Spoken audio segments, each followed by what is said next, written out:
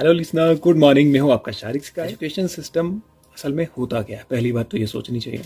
First thing is education. What is education? Education जो हमें पढ़ाया जाता है ना बुक के अंदर याद करने के लिए, modification of behaviour. It's not only the modification of behaviour. आपने अपना बिहेवियर मॉडिफाई कर लिया तो आप कर क्या लोगे उस बिहेवियर को मॉडिफाई करके? एजुकेशन चीज़ों को समझना और उनकी इंटरप्रिटेशन करना। अपने आसपास की चीज़ें, जैसे इंसान भी उसमें आ सकते हैं, जानवर आ सकते हैं, एनवायरनमेंट हो सकता है, आपकी सर्वाइवल की सपोर्ट करने वाली हर एक चीज़, उसके बारे में जानना, उसको इस्तेमाल में कैसे लाना है इसके बारे में जानना। That's a function of education. That is realistic function of education. ये बुक तक सीमित नहीं है। और and modification of behaviour is also important, because जब एक इंसान सोसाइटी में रहता है तो वो वहाँ उनके साथ एक चैन में काम करता है, हर तरफ से वो जुड़ा रहता है। एक छोटी सी चीज़ की भी ज़रूरत पड़ती है तो उसके पीछे कम से कम 10 लोगों का एक चैन होता है जो इस चीज़ को वहाँ तक पहुँचाने में काम आती है, जिसमें आपके रिलेटिव्स, आपकी फैमिली, आपके लव्ड वंस, आपके फ्रेंड्स, आपके जितने भी लोग हैं, आपके आसपास रहने वाले, आपकी सोसाइटी का हर एक छोटा बच्चा भी आपके लिए इम्पोर्टेंट है, क्योंकि वो आपकी उस चैन में, जो कनेक्शंस की चैन है, जो कनेक्शंस का नेटवर्क है, उसमें काम करता है। कहीं ना कहीं कोई ना कोई रूल वो आपसे निभा रहा है। तो अभी एजुकेशन क्या है? मॉडिफिकेशन ऑफ बिहेवियर, और आपको ऐसी चीज़ों की जानकारी देना जो आपके सर्वाइवल का एजुकेशन सिस्टम जो है बिल्कुल। क्योंकि आज जहाँ छोटे बच्चों को पढ़ाई जाने वाली बुक्स में उनको A for apple, B for ball, C for cat ये पढ़ाकर उनको लैंग्वेज सिखाई जाती है। फिर वही बच्चे जब बड़े होते हैं तो उनको शेक्सपियर की कोई पोएम सुनाई दी जाती है, बोलती पोएम मेक्स मैन वाइज। तो ऐसा नहीं होता है, क्योंकि रियलिटी साइंस ले ली। साइंस का आपने ये सब्जेक्ट पढ़ा, न्यूटन का लॉ पढ़ा कि सेब ऊपर से गिरता है ग्रेविटेशन की वजह से, उसका रियल लाइफ से कोई लेना देना नहीं। सेब हमेशा ऊपर से गिरता है, नीचे गिरता है, ये बदलेगा नहीं आपके पढ़ने से।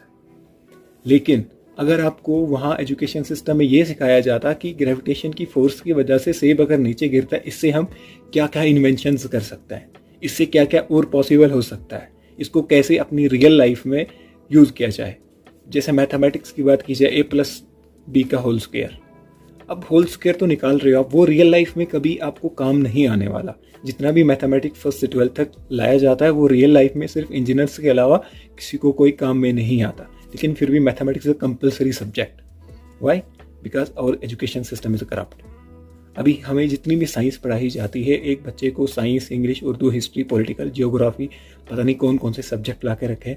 वो कोई भी स्किल बेस्ड सिस्टम है, वो ऐसे काम करता है कि बच्चों को टरे लगा के रखो, कहीं काम नहीं है। अभी छोटे से छोटे बच्चे, फर्स्ट क्लास का बच्चा 6 तक मैथमेटिक्स उतना सीख लेता है जो आपको रियल लाइफ में काम आता है। लेकिन 6 में ही उसको एक स्ट्रीम होनी चाहिए जिसमें उसको एक सिर्फ सिंगल बुकलेट होनी चाहिए। जैसे आप इंग्लिश में कुछ करना चाहते हो तो आप इंग्लिश ही पढ़ो, आप मैथमेटिक्स में कुछ करना चाहते हो मैथमेटिक्स ही करो, बाद में इंजीनियर बन जाओ। आप मेडिकल में कुछ करो, बाद में डॉक्टर बन जाओ, साइंटिस्ट बन जाओ। लेकिन नहीं, हमारा एजुकेशन सिस्टम पहले आपको सारी स्ट्रीम्स की बुक पढ़ाएगा, फिर बोलेगा आपको कि नहीं भाई अब आप स्ट्रीम चूज़ करो। स्ट्रीम भी आपने चूज़ कर ली, फिर बोलेगा नहीं आप एक 2-3 किस्म के सब्जेक्ट ले लो, जैसे एक लैंग्वेज ले लो, साथ में आप मेडिकल का भी ले लो, साथ में नॉन मेडिकल का ले लो, साथ में थोड़ा सा आर्ट्स का भी ले लो, क्योंकि सब्जेक्ट तो पूरे करने हैं। इसलिए हमारा एजुकेशन सिस्टम ऐसे ही काम कर रहा है कि हमारी सोसाइटी, हमारे देश में एम्प्लॉयमेंट या वर्ल्ड में एम्प्लॉयमेंट की सबसे बड़ी जो रीज़न है वो है स्किल ना होना। आज भी हर जगह पे स्किल्ड वर्कर्स की, स्किल्ड लेबर की, स्किल्ड एम्प्लॉयज़ की शॉर्टेज है। Why? Because our education system is not working on the skills. Our education system is just creating puppets. वो बस ऐसे लोगों को जन्म दे रहा है जो कि किसी काम के नहीं है, एक पैरालाइज्ड बॉडी बना रहा है जिसके अंदर बहुत सारा इन्फॉर्मेशन है, पर वो इन्फॉर्मेशन कहीं नहीं लगे। भी गवर्नमेंट स्कूल में इस बात की गारंटी है, 1% स्कूल ऐसे होंगे जो अच्छे चल रहे हैं, लेकिन 99% गवर्नमेंट स्कूल में टीचर बिल्कुल बकवास पढ़ाते हैं। वो आपको कोई भी टॉपिक अच्छे से समझाएंगे नहीं, जैसे वो किसी के बाप पे एहसान रख रहे हैं। क्यों?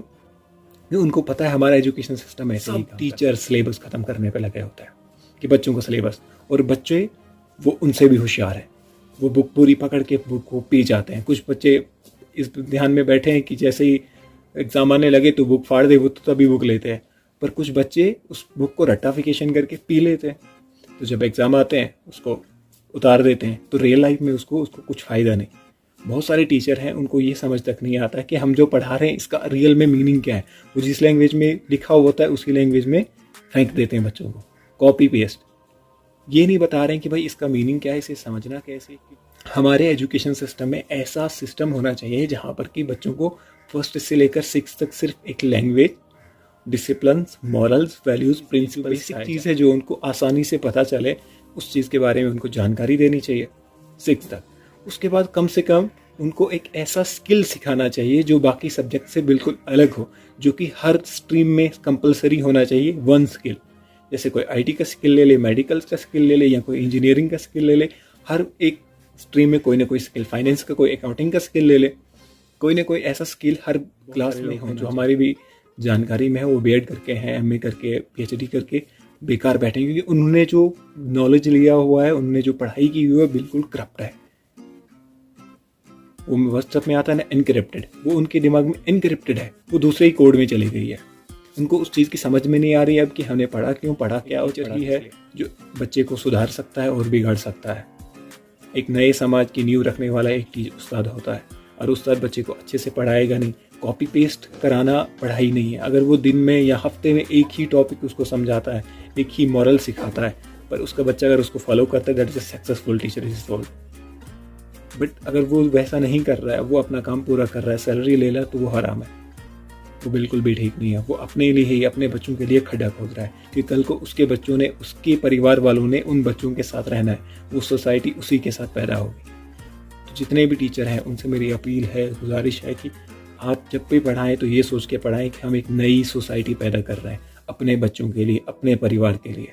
जो हमारी आगे जनरेशन है उनको एक सोसाइटी दे रहे हैं, तो आप ये सोच के कि उनको कौन सी सोसाइटी देनी, एक अच्छी और बढ़िया बेहतर सोसाइटी देनी है, या एक घटिया, एक करप्ट सोसाइटी उनको देनी है, ताकि बाद में वो आपको कोसें।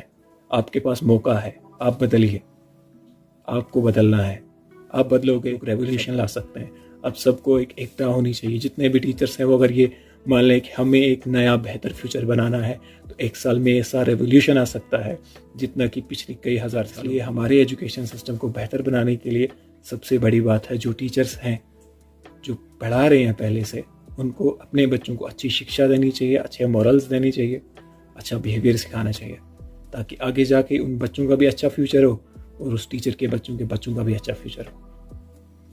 This society is in your hands. Teachers, thank you for teaching us.